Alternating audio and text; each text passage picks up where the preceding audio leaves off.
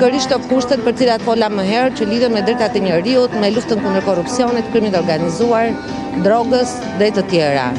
Kështu që ai e shfaq veten hapur çdo ditë se çfarë interesi ka dhe ku e ka vizionin e tij për Shqipërinë.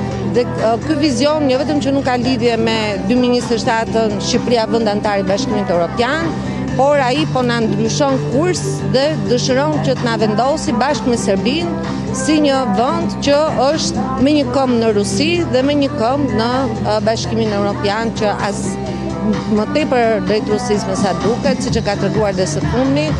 Dhe ajo që bën më alarmante situatën, ndërkohë që Serbia po armatoset, po blen raketa nga Kina, nga Rusia, armatime të rënda. Shqipëria, një vend antar i NATO-s, duhet kishte ngritur alarmin në NATO, siç e ka bërë Kroacia për shembull, ndërsa Edi Rama shkon dhe bën një shkrim përbashkët me Aleksandar Vučić për të thënë që ky është partneri ynë.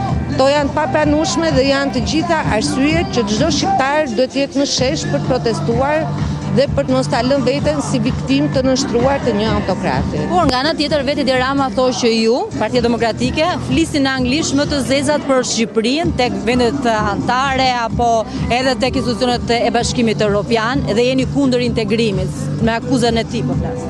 Ashtu thot dhe Vučić për zhvillimet në Serbi, për gjithë pedagogët që janë ngritur atje, po në fakt opozita shqiptare flet me gjuhën e të vërtetës.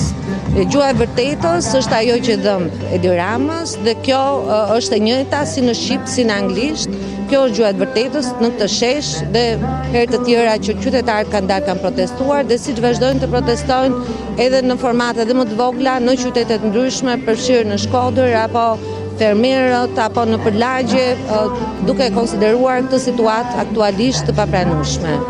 Dhe sot qytetarët kanë edhe arsye të tjera, përfshirë arsyet ekonomike. Ju keni parë një kryeministër të papërgjegjshëm. Çdo kryeministër në Europë dhe në vende të tjera të botës, ata që janë sidomos që vijnë nga vende demokratike dhe që zgjidhen me votë, duke parë rritjen e çmimit të natës dhe krizën që ka ndodhur në lindjen e mesme të re. Mblidhen, marrin vendime që ta lehtësojnë barën ekonomike mbi qytetarët e vet. I vetmi kryeministër që mblidhet me disa njerëz dhe i përgëzon për rritjen e çmimit natës është Edi Rama. Kush mund ta bëjë këtë përveç se një lider autokrat i cili nuk e ka shqetësim votën sepse e ka kontrolluar në mënyra tjera, por mendoj që ai gjithmonë më shumë ndjen që pushteti i tij së brendshmi është drejt rënimit, drejt kalbëzimit dhe ne jemi këtu për të thënë që ne nuk do t'i nështrohemi atij.